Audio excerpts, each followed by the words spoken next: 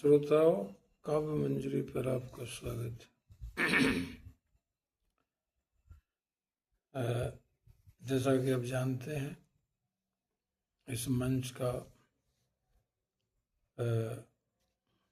मैं उपयोग काव्य पाठ के लिए करता हूँ। जैसा कि इसका नाम भी है काव्य मंजरी। कभी कभी मानस के प्रसंगों की भी चर्चा करता हूँ, कभी कभी अपने निजी विचार भी रखता हूँ। अभी जो बंगाल में चुनाव हुआ है वह वास्तव में चुनाव नहीं था। जिस तरह से लोग बता रहे हैं कि वो चुनाव लूटा गया, और वो भी सुरक्षा बलों के बदौलत। सुरक्षा बल जिस तरह से आज आगजनी हिंसा बंगाल में हो रही है और सुरक्षा बल मूक दर्शक बना हुआ है, तो कहा जा सकता है कि सुरक्षा बल किस लिए लगाया गया था? चुनाव लूटने के लिए ही लगाया गया था। वहाँ काउंटिंग सेंटरों पर टीएमसी के एजेंटों को टेबल से दूर रखना या टेबल से जो भी जानकारी दी जा रही थी आधी अधूरी देना, या फिर जो भी हुआ मैं एक पहले वीडियो में बता चुका हूँ कि जो भी हुआ है काउंटिंग सेंटर पर हुआ है। क्योंकि पोलिंग बूथ पर तो वोटिंग जो हुई बड़ी शांतिपूर्वक हुई, और सब लोग अपना अपना मताधिकार का प्रयोग किया, शांतिपूर्वक किया। तो ये नहीं कहा जा सकता कि बूथ में कुछ गड़बड़ी हुई। पोलिंग बूथ में जो भी गड़बड़ी हुई, काउंटिंग सेंटर में गड़बड़ी हुई। सिर्फ सेंटर के ही कर्मचारी लगाए गए, केंद्रीय बल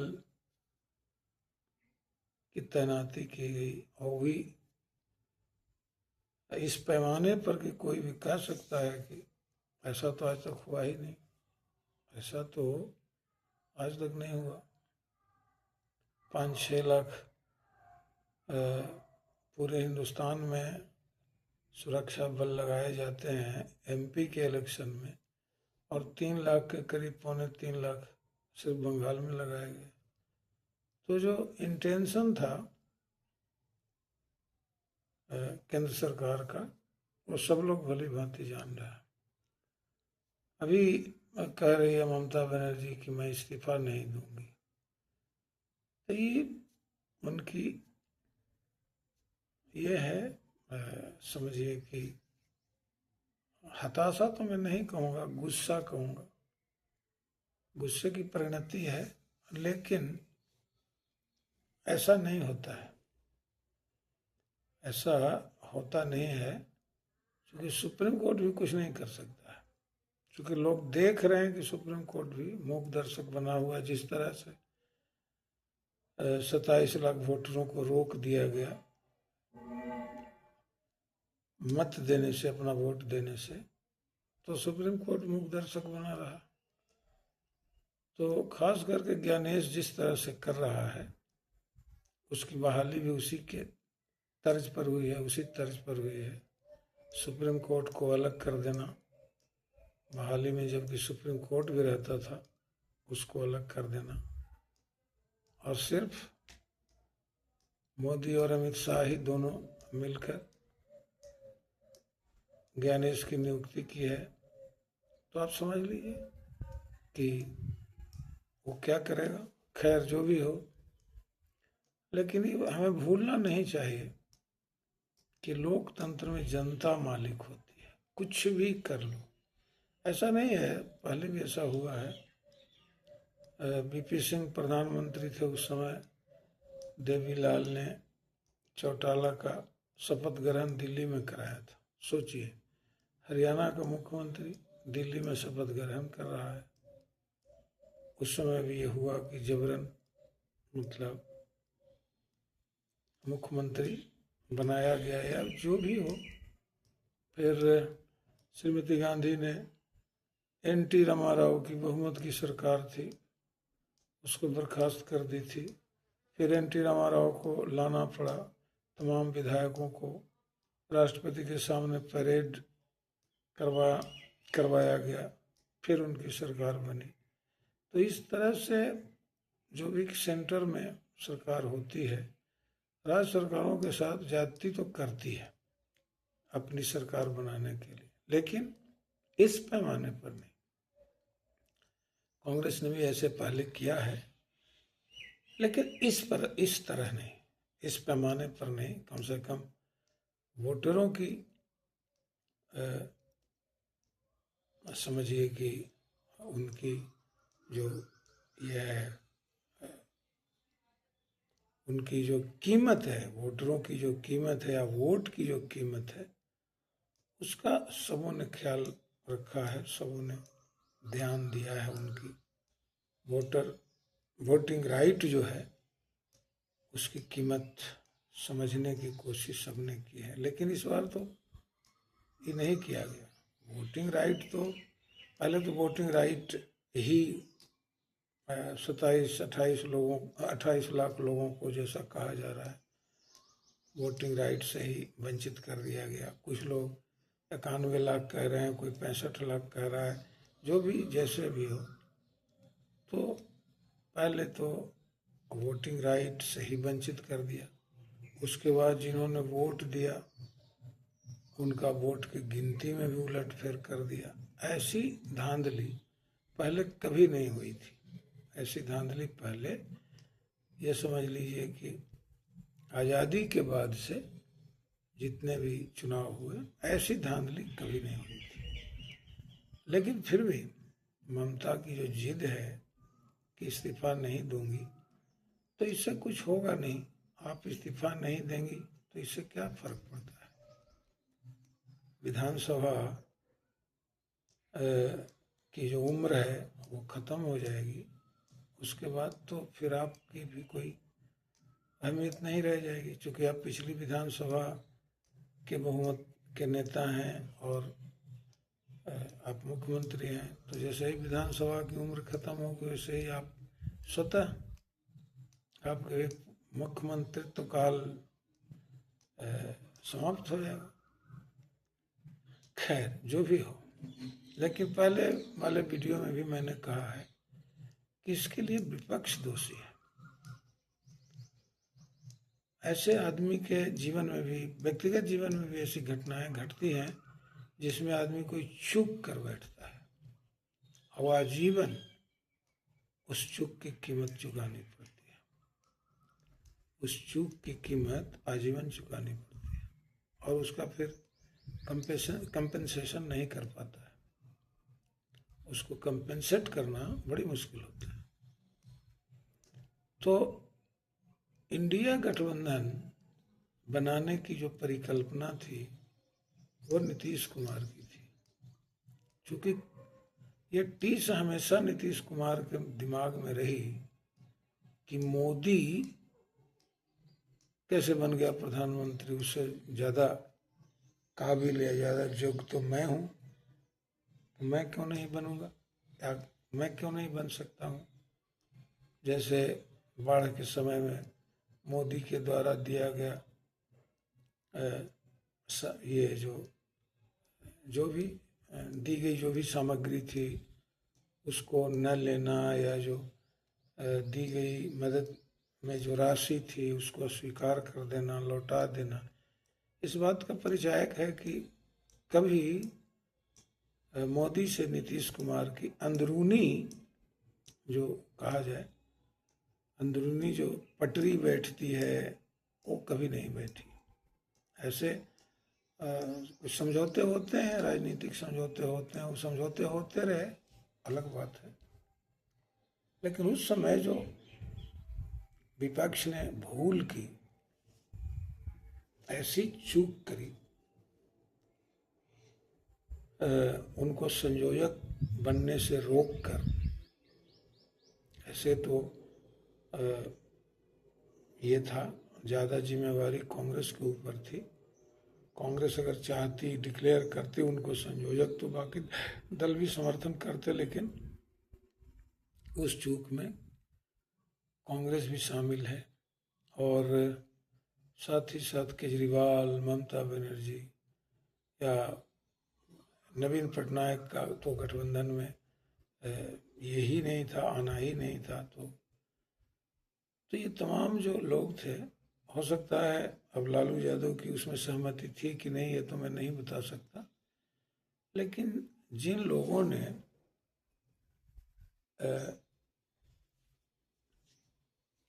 नीतीश कुमार के राजनीतिक कद की अहमियत नहीं समझी, या ये कह लीजिए कि जो राजनीतिक कद है नीतीश कुमार की, उसको लोगों ने नज़रअंदाज किया या उसका अवमूल्यन किया, यही चूक हो गई। आज हिंदुस्तान के कोई भी ये कह लीजिए, हिंदुस्तान का कोई भी नेता ऐसा नहीं है जो नीतीश कुमार के कद का है, चाहे वो मोदी ही क्यों न हो। कोई, मैं बार बार कहता हूँ कि कोई ये ओहदा मिल जाने से कोई बड़ा नहीं होता है, ओहदा मिल जाने से कोई बड़ा नहीं होता है, बार बार मैं कह रहा हूँ। आज नीतीश कुमार मुख्यमंत्री नहीं है, लेकिन उनकी जो कद है वो मुख्यमंत्री से कम नहीं। आज भी वो चाहें अगर तो मुख्यमंत्री बन सकते हैं, उनको कोई बनने से रोक नहीं सकता। उन्होंने खुद से छोड़ दिया है, पता नहीं खुद बिहार के लोग समझ नहीं पा रहे हैं कि उनकी क्या मजबूरी थी कि मुख्यमंत्री का पद उन्होंने छोड़ दिया। कोई भी केंद्र का मंत्री, सिर्फ प्रधानमंत्री छोड़कर कोई भी केंद्र का मंत्री मुख्यमंत्री बनने के लिए ललायित रहता है, और इन्होंने मुख्यमंत्री का पद छोड़ दिया सिर्फ एक राज्यसभा के सदस्य बनने के लिए। तो हो सकता है उनकी अपनी कोई उम्र की मजबूरी रही होगी, ऐसा भी होता है आदमी के साथ कि बुढ़ापे में वो लगता है कि मैं चल नहीं पाऊंगा आगे, तो ये भी हो सकता है। ज़्यादा दायित्व का जो बोझ होता है उसको लेकर नहीं चल पाऊंगा। अब राज्यसभा के सदस्य बन गए तो कोई दायित्व नहीं है। राज्यसभा के सदस्य का क्या दायित्व, सिर्फ अपना किसी तरह सदस्यता का निर्वहन, अपनी सदस्यता का निर्वहन करना ही तो है, और तो कुछ है नहीं। हो सकता है जो भी हो कारण, लेकिन विपक्ष ने भारी भूल कर दी। अगर संयोजक बना दिया होता विपक्ष, तो 40 की 40 सीट बिहार से विपक्ष को मिल जाती, क्योंकि लालू यादव भी साथ थे गठबंधन में। तो 40 की 40 सीट इंडिया गठबंधन को मिल जाती, और केंद्र में मोदी के आने की दूर दूर तक कोई संभावना नहीं होती। 240 जो सीटें आई, वो 140 भी नहीं आ पाती, यह हाल होता। लेकिन नीतीश कुमार के संयोजक घोषित न करने का जो फल कांग्रेस भुगती, और सब दूसरे घटक भी भुगते। कांग्रेस भी 100 के नीचे रह गई, 100 भी पार नहीं करी, और बाकी दल भी उसी का खामियाजा भुगतने को अभी सख्त हो गया। चाहे ममता बनर्जी हो, केजरीवाल हो, जैसा कि कहा जाता है कि केजरीवाल, ममता बनर्जी या एक दो और भी घटक के जो नेता थे, उन्होंने ये कहा कांग्रेस से कि अभी संयोजक घोषित करने की कोई आवश्यकता नहीं है। अरे भाई, आप संयोजक घोषित कर देते, ऐसा थोड़ा था कि कोई संयोजक रहता वही प्रधानमंत्री बनता, ऐसा तो था नहीं। जब आप चुनाव जीत जाते, आपको बहुमत आ जाता, तब फिर प्रधानमंत्री का निर्णय होता। कौन बनता नहीं बनता वो बात की बात है, कोई ना कोई तो बनता ही ना। ऐसा थोड़ा होता कि कोई नहीं बनता, प्रधानमंत्री का पद खाली रहता, ऐसा तो था नहीं। लेकिन आम सहमति से कोई ना कोई तो प्रधानमंत्री बनता। लेकिन ऐसा खेल विपक्ष ने खेला कि नीतीश कुमार को संयोजक घोषित नहीं किया और नीतीश कुमार निराश होकर लौट गए फिर एनडीए में। जब मुंबई में बैठक चल रही थी जिसमें संयोजक, ये उम्मीद थी कि इसमें संयोजक की घोषणा हो सकती है, लेकिन बड़े ही अनमने भाव से उस मुंबई वाले अधिवेशन में नीतीश कुमार शामिल भी हुए और वहाँ से अनमने भाव से लौट भी गए, क्योंकि उनको ये पता, कह लीजिए भनक लग गई थी कि इसमें भी संयोजक की घोषणा नहीं होगी। और वही हुआ, मुंबई वाले अधिवेशन में संयोजक की घोषणा हुई नहीं। उसके बाद फिर नीतीश कुमार लौट गए एनडीए में और फिर इंडिया गठबंधन की जो ये है, कह लीजिए कि जो कमान थी वो कांग्रेस ने अपने हाथ में लिया और फिर उसी के मुताबिक सारा कुछ आगे हुआ। कुछ लोग ऐसा कहने लगे, कुछ लोगों ने ऐसा भी कहा कि ये जो गठबंधन है ये सिर्फ लोकसभा चुनाव के लिए है, फिर राज्यों में जो चुनाव होगा वो फिर दल अपनी अपनी ये से अपने अपने औरा से लड़ेंगे। वैसे हुआ, वैसे ही तमाम राजनीतिक दलों ने किया और उसमें सिर्फ एक सफलता अखिलेश यादव को इसमें मिली लोकसभा चुनाव में, और उसके पहले विधानसभा चुनाव तो हार ही गए थे।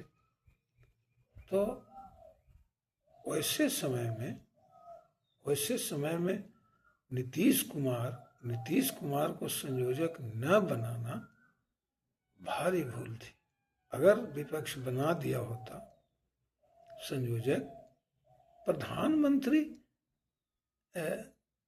आप बनाते या नहीं बनाते वो तो बाद की बात थी, लेकिन संयोजक अगर बना दिया होता विपक्ष तो सवाल ही नहीं था कि इंडिया गठबंधन को बहुमत नहीं मिलता, हर कीमत पर बहुमत मिलता। इंडिया गठबंधन का ही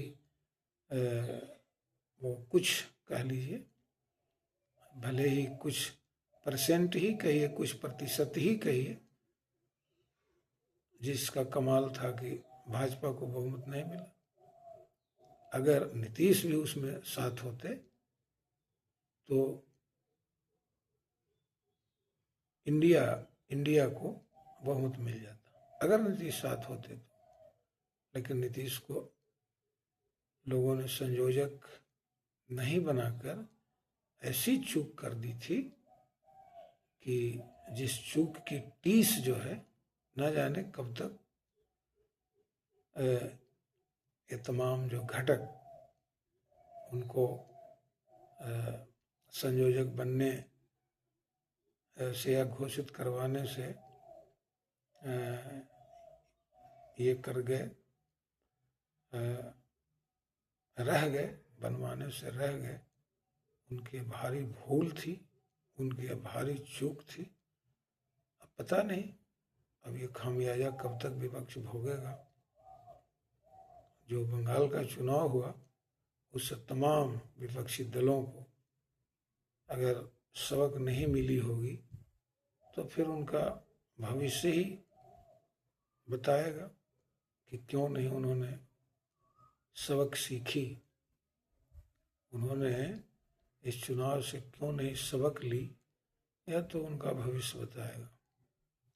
मुझे सिर्फ यही कहना है कि आप पहले ही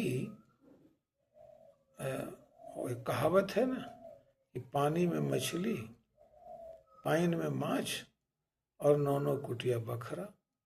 अरे भाई, प्रधानमंत्री का पोस्ट अभी खाली नहीं हुआ है और संयोजक इसलिए नहीं बना रहे हो कि कहीं नीतीश कुमार प्रधानमंत्री के दावेदार न बन जाएं। अगर इनके नेतृत्व में चुनाव लड़ा गया और गठबंधन को बहुमत मिल गया तो फिर इनकी दावेदारी तो सबसे बड़ी हो जाएगी कि बहुमत इन्हीं के संयोजक कोऑर्डिनेटर होने में मिला है, तो इनकी दावेदारी सबसे बड़ी बनती है। इस भय से लोगों ने उनको संयोजक बनने से रोका और नीतीश कुमार की कद लोगों ने समझने की भूल कर दी। इतने क्रेडिबल नेता हैं बिहार के नीतीश कुमार कि आज भी अगर वो चाहें, जहाँ गए, लालू के साथ गए तब भी मुख्यमंत्री रहे, भाजपा के साथ गए तब भी मुख्यमंत्री रहे, जबकि इनकी सीटें कम थी, भाजपा की सीटें 2020 में ज़्यादा थी, लेकिन फिर भी इन्हीं को मुख्यमंत्री बनाया। क्योंकि इतने क्रेडिबल नेता हैं बिहार के नीतीश कुमार कि उनकी अगुवाई में कोई भी गठबंधन को जीतने में कोई कठिनाई नहीं होगी, चाहे वो अगड़े हों, पिछड़े हों, मुस्लिम हों, दलित हों, महादलित हों, कोई भी हों, तमाम लोग नीतीश कुमार को अपना नेता मानते हैं और उनके द्वारा किए गए विकास कार्यों की भी सराहना करते हैं। और उनकी जो सबसे बड़ी चीज़ है बेदाग छवि, उनकी जो छवि है, ना तो कोई कम्युनल बात करना, ना तो किसी अपनी जाति के भी क्रिमिनल को, कई बार ऐसा हुआ है सत्ता में जो होता है वो अपनी जाति के या फिर उसके जो ये हैं साथी संगी हैं जो दूसरे घटक वाले हैं, वो उनके ये भी मान लीजिए उनके ये सदस्यों द्वारा या कोई भी ये जो क्राइम हो या क्रिमिनल कोई एक्टिविटी हो, उसका सत्ता साथ देने का कहिए कि साथ देने का जो इमेज है, इम्प्रेशन है, वो पब्लिक में जाता है, जैसे आज उत्तर प्रदेश में हो रहा है।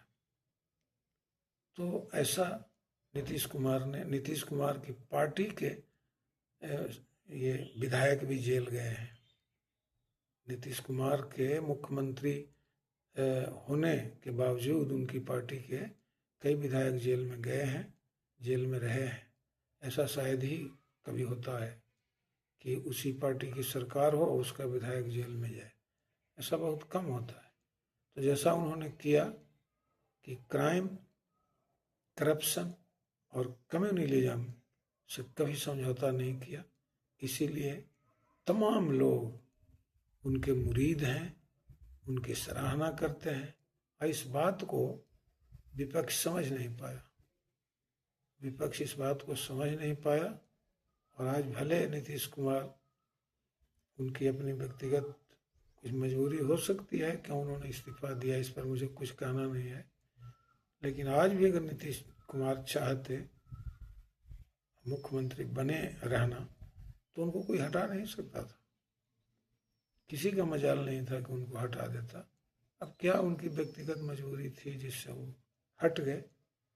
तो मेरा कहना ये है कि इंडिया गठबंधन ने उनको संयोजक नहीं बनाकर इतनी बड़ी चूक की थी जिसका खामियाजा न जाने यह देश कब तक भोगेगा। और जो दल हैं, छोटे छोटे जो क्षेत्रीय पार्टियां हैं, उनको कब तक भोगना पड़ेगा इसका कोई अंदाज़ा नहीं लगा सकता है। इन्हीं बातों के साथ मैं अपने जो विचारों की अभिव्यक्ति है इसे विराम देता हूँ।